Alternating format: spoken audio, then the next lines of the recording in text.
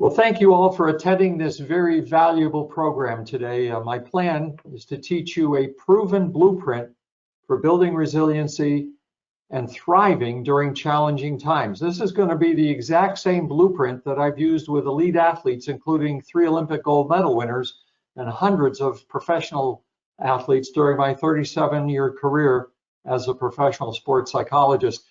Actually, like elite athletes, I consider all financial advisors to be champions, but most of you do not ever develop the potential of a full champion because you don't understand that you have lack of confidence at times, you have self-doubt, and the main thing that you have is stress. So we're going to do something very important today on helping so that these things never occur again. The program involves cutting-edge psychological research that's been done for the past 40 years on how people can finally take charge of their stress and minimize it regardless of the challenges you face. I'm going to speak for about 30 minutes, and if you have questions, because this is recorded, you can't do them live, but I want you to simply send me an email to address any question you have, and you can see my email address on the slide, drjack@advisingtheadvisors.com. Also, I'm going to be providing 3 major bonuses at the end, so you'll want to stick around to see what those bonuses are just for you for attending today.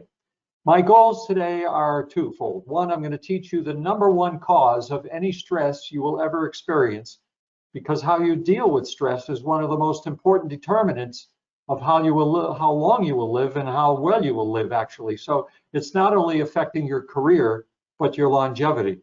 And secondly, I will teach you how to engage a warp speed mental toughness method that I've used with every athlete I've ever worked with, every financial advisor I've ever worked with, every CEO, you name it, for quickly reducing stress anytime you get it. You can imagine how valuable that will be. It will reduce your stress, your self-doubt, your worry, your anxiety, whenever these emotions creep in. In short, I want to teach you how to release the potential of success that lies within each and every one of you. So let's move on. We all know that stress can be, debts, careers, finance, health, heavy effort, worries about things, and you've already taken a poll, so you know that that the stress doesn't really involve any of those things. You may think it does, but your stress is really not caused by the market uncertainty or volatility that you're experiencing now. It's not caused by the ongoing pandemic and the uncertainty and consequences regarding the pandemic. It's not caused by dealing with difficult clients during these challenging times. It's not caused by the current political climate and all of its ramifications. It's not even caused by the reality that you don't have as much control over your life and your business as you did prior to COVID-19. Or the reality that some of your clients' portfolios have been dramatically impacted and they are coming unglued because of that. The uncertainty that your clients are experiencing about the future is not even caused by the reality that the markets will continue to be unpredictable and volatile in the near future. So what do we know? We know that anxiety, stress, irritation, any negative emotion, fear, anger, these are never caused by situations or events that you find yourself in. They're caused by the conversations you have in your head about all of these things. It's the conversation you've had in your head about how am I going to deal with difficult clients. It's the conversation you've had in your head about what if COVID doesn't end for another year. It's the conversation you've had in your head about what if the markets continue to be volatile and how do I help my clients during that kind of trying situation. So these conversations, which are made up of thoughts and beliefs in your head about a situation or event, determine both your emotional and your behavioral response. They're either nutritious or toxic. In most cases, they tend to be toxic. The good news is that you have control over the conversations. You just need to learn how to recognize what those conversations are and what to do about it. So it's all this little voice in your head. Is the voice toxic or healthy? What kind of habits do you have in that regard? Does the voice give you self-doubt, fear, anxiety, or worry about a situation? Or does it raise your self-esteem, your confidence, and encourage you during difficult times? Which voice it is makes all the difference. And that's what we're going to study today, learn about today. And I'm going to start with an example from my own life to prove the point to you. It was a beautiful day in San Diego. My wife and I were departing on a flight for Maui, where I had been fortunate enough to be invited to be a keynote speaker for an advisor group. These were advisors who were brought there by a company that they do business with because they were high producing advisors. Everybody's happy. We're going to Maui, gonna have a great time. What could be better than that? I'm getting 4 days for free vacation in Maui plus a speaker's fee, so we're all happy. We get on the plane and the plane takes off. Shortly after takeoff, my wife, who's sitting next to the window to the left of me, gets up to use the restroom. Then she comes back. And then I get up to use the restroom and I come back. I sit down on the aisle, and across the aisle from me to my right is a young woman who's scribbling something on the napkin, the airplane napkin that you've all seen before. And it looks like she's going to pass this napkin to me. Now, ladies and gentlemen, I haven't had a note passed to me by a female since 6th grade. That's how rare it is. I can't even remember her name, Susan Bonelli. So now I know how often it's been that I've had notes passed to me by females. And my mind is taking off here. Can't she see, A, I'm with someone, B, I'm young enough to be her grandson. Why would she be passing me a note? But I can't imagine, and I can't wait to read it. So now here's the note. Remember, I just came back from the restroom, and the note says as follows. This is the exact note. Sir, I'm sorry to embarrass you, but you probably want to know that the toilet seat cover is hanging out of the back of your pants. Oh my goodness, hanging out of the back of my pants. Well, you can imagine how mortified I was and what could have gone through my mind, like maybe I need to just face my wife to the left for the rest of the 6-hour flight, which would have been very uncomfortable.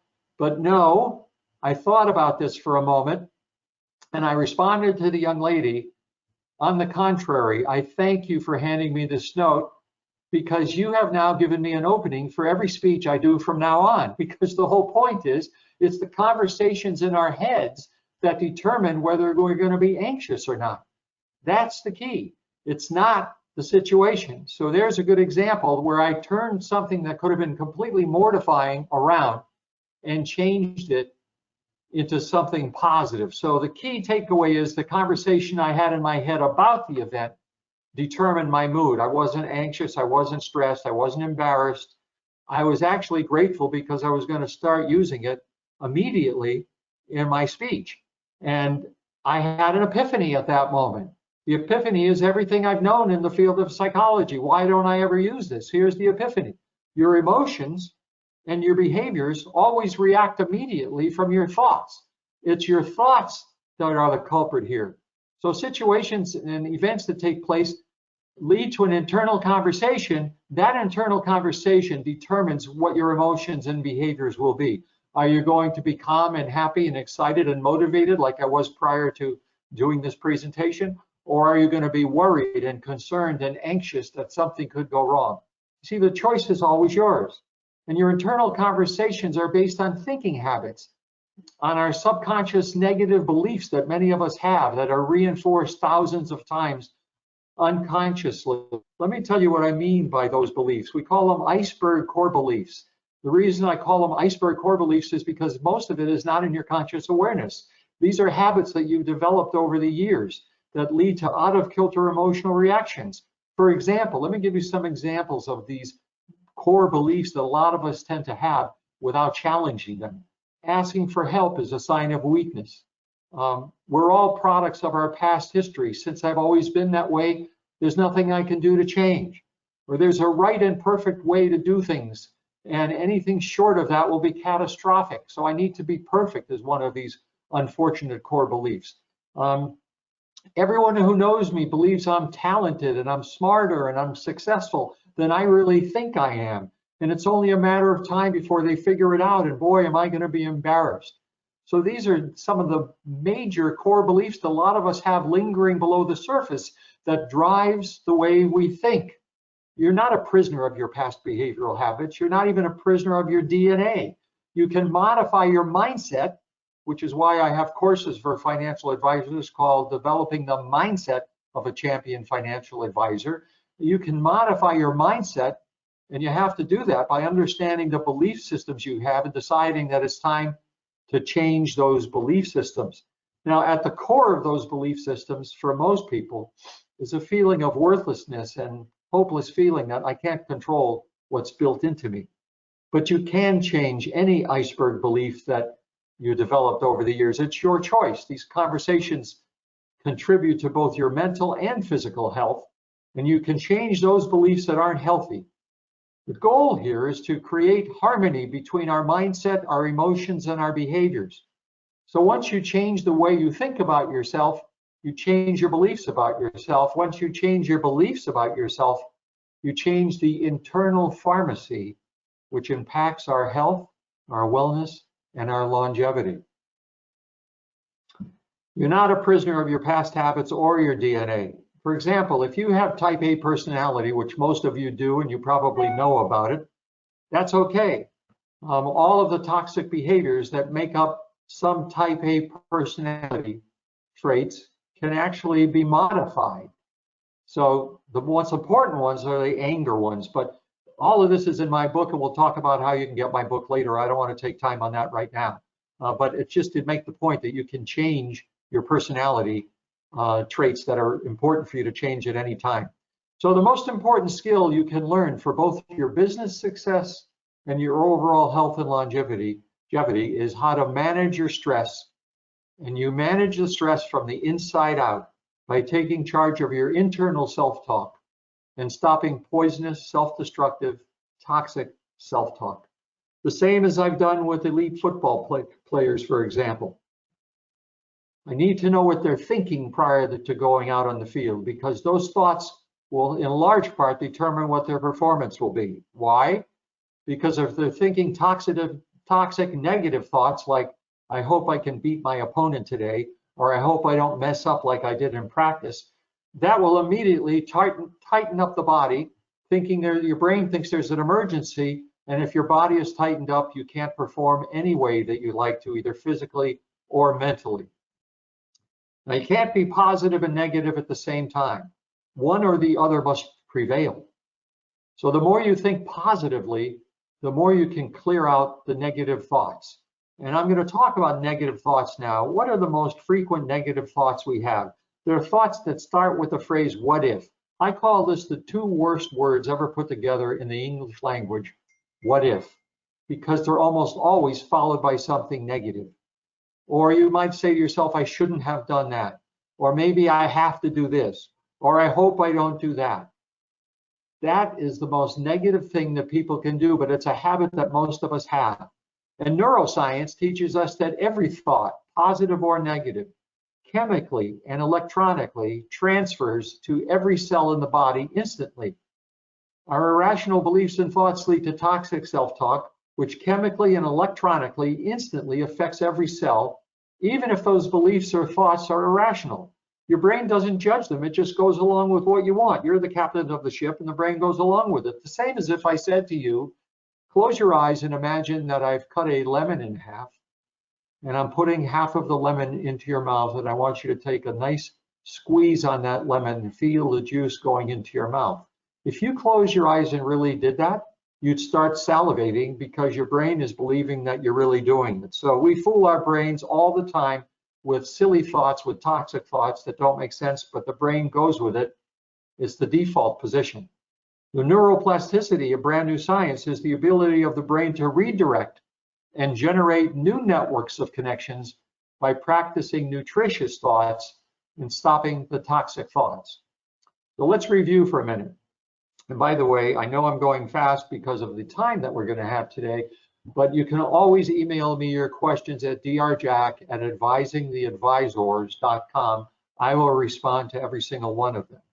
How are all emotions, moods, and attitudes formed? Well, a situation takes place or an event takes place like COVID.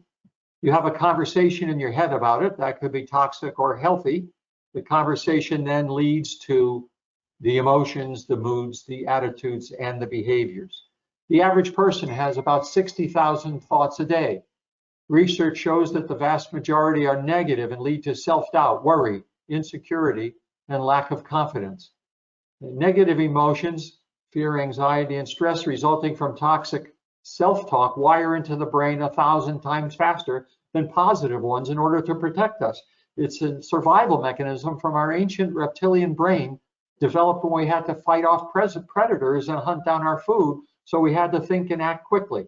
So negative self-talk is normal. They're remnants of our old lives when we had to be super vigilant to stay alive. The part of your brain that provides the fight or flight response, we call it the ancient amygdala, developed millions of years before the cortex, the thinking part, is there. So it doesn't differentiate a charging lion from your fears about the pandemic. It'll react the same way unless you change it. It turns on the fight or flight to save you. So any toxic thought you have leads to stress hormones flowing, energy going into your arms and legs, pumping up your heart, things that you don't need to happen when you're simply talking to someone. These are things you need to happen when you're trying to deal with saving your life. So let's talk about the #1 priority of the brain, which is safety. Anything out of the comfort zone is analyzed. The brain decides if there's danger. If the brain can't see all of the information to make a decision, the default situation, the default switch is to not take any chances and turn on the fight or flight. Shuts everything else down to conserve energy to deal with the danger. Unfortunately, one of the things it shuts down is your immune system, because it feels if your life is in danger, it doesn't need to be building your immune system at that moment. So imagine this: if you're the kind of person who has 30 toxic thoughts a day, everything from dealing with traffic to impatience, to dealing with your children being home now all the time, to dealing with the news every time you turn on the television, to dealing with clients who demand your immediate attention, to dealing with impatience with colleagues or subordinates. If you turn on the fight or flight every time because of toxic thoughts, that's where your health gets impacted. It seriously gets impacted. It's why when I was working in private practice as a psychologist, most of my referrals came from medical doctors because they couldn't figure out the cause of the illness that their patients had. All the tests were normal, but they had the symptoms. It's because these patients were under stress, and it was uncontrolled stress. And when that happens, all of these kinds of symptoms start happening. For example, if you really need to deal with danger, then blood would continually leave the GI tract and float into the muscles and legs of your arms to prepare for fight or flight. But if you're not really in danger, that blood constantly leaving the GI tract leads to gastritis, colitis, and irritable bowel syndrome, symptoms that many people have. Muscles tightening up to deal with fight or flight, that's fine, but if that continues unabated because you're doing this all day, it leads to migraine and tension headaches. It leads to jaw clenching and fatigue. Glucose spilling into the bloodstream to give you energy for fight or flight. If that happens all the time, it contributes to diabetes and other endocrine disorders. And certainly if your blood pressure keeps spiking so that you're able to deal with whatever the threat is, if that's happening 20, 30 times a day because you're putting yourself into these situations, that's what leads to chronic cardiovascular problems and blood pressure issues. I like to look at this as the only barrier between your dreams and your reality is that little negative voice that you're not yet controlling. So you can ask yourself, what self-talk will make the biggest positive difference in my life right now? Let me give you an example of the power of thoughts. You've probably all heard about placebo effects, where they give one group of patients who have an illness a sugar pill that has nothing, it can do nothing for you positively, and the other group that's randomly selected gets the real drug. But why is it that in most of these studies, a large percentage, could be 20%, of the patients with the sugar pill actually get better? How could that happen? It's because they're telling themselves a very positive, nutritious message, which is, I have been given the drug that will cure this illness. And that alone is making all the difference and changing everything. We see that time and time again with patients in all kinds of symptoms, where telling themselves that they'll be okay makes all the difference. I, for example, in all of my work with advisors and with athletes, I teach them hypnosis. I make hypnotic recordings. Why would I do that? Because they can take charge of their thinking, and it will actually impact their success and their health, because their brain will start to buy into it. So the good news is you can easily learn to ward off negative emotions by recognizing and challenging destructive, toxic trigger thoughts. self-sabotage, self-condemning, self-weakening, self-negating, often at the core of these thoughts and beliefs that I mentioned. You can do it with easy to do steps that I'm actually going to teach you one of those methods now, such as writing down negative self-defeating thoughts when you're aware of them. Don't judge them, just recognize them. Writing down things that start with what if, or I hope I don't, or I shouldn't have, or I don't know what to do, and things like that. And look at that page at the end of the day and look at what your pattern is. But I'm going to teach you a method now that I've used with every elite athlete and with every advisor. And this is something called mental toughness. You know, what is mental toughness? It's looking at every challenge as an opportunity. It's a proven, easy to learn 5-step process, which I'm going to teach you today, a 5-step process. It's the ability to bring your A game consistently, the ability to bounce back quickly from defeats. That's what mental toughness is. So I'm going to teach you a warp speed method that you can use to deal with any negative emotion resulting from toxic self-talk. And you can imagine how important this will be for you. So it's 5 steps. First step is you recognize the thoughts and you have to stop them. So how do you do that? I recommend that you wear a rubber band on your wrist, the fat kind that come in the mail. It's actually called the number 64 rubber band. You put that on your wrist, and every time you catch yourself saying, what if, or I hope I don't, or I shouldn't have done this, actually, every time you feel a negative emotion, think about what the thoughts were that led to that, because that's where this is coming from.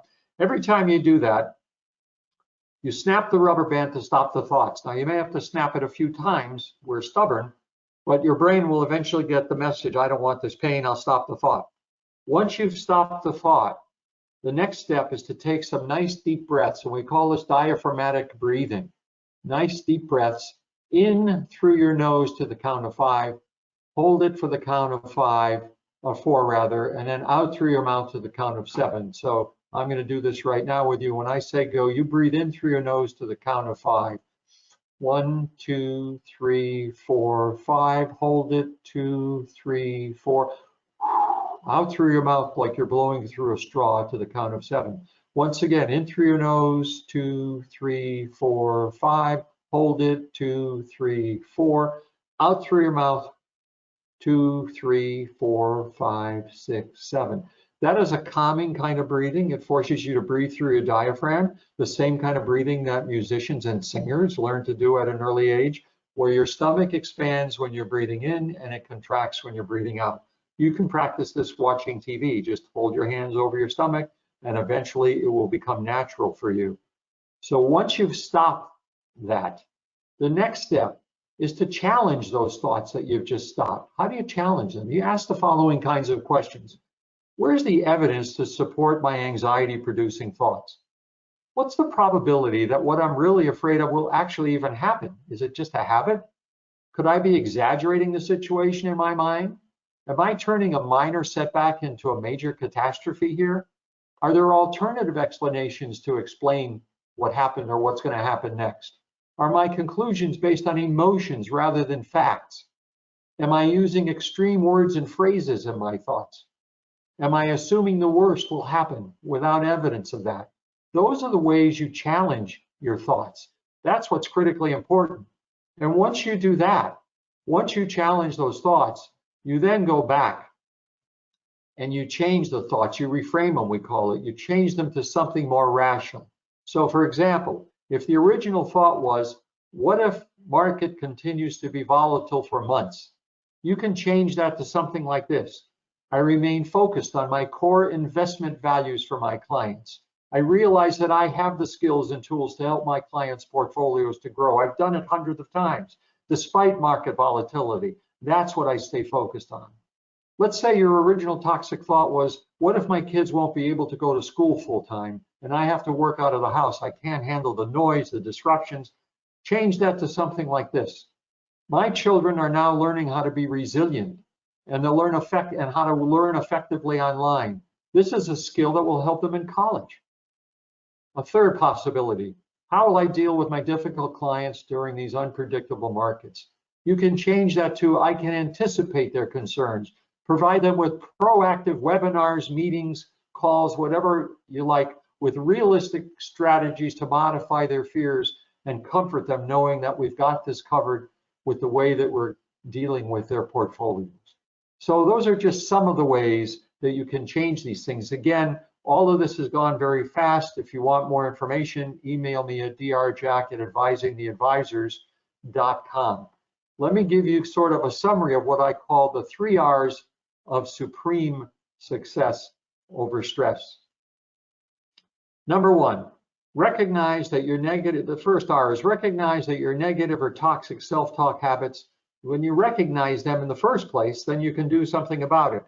Stop the thoughts and challenge them. Reframe the toxic self-talk to more rational, healthy self-talk, and re-energize yourself whenever you feel anxious, stressed with mental toughness, and you will soar, I promise you. Now, because this was so fast, I want to offer some really good bonuses for you so you can pick up on this and really do something to help yourself. For any information whatsoever, just email me at drjack@advisingtheadvisors.com.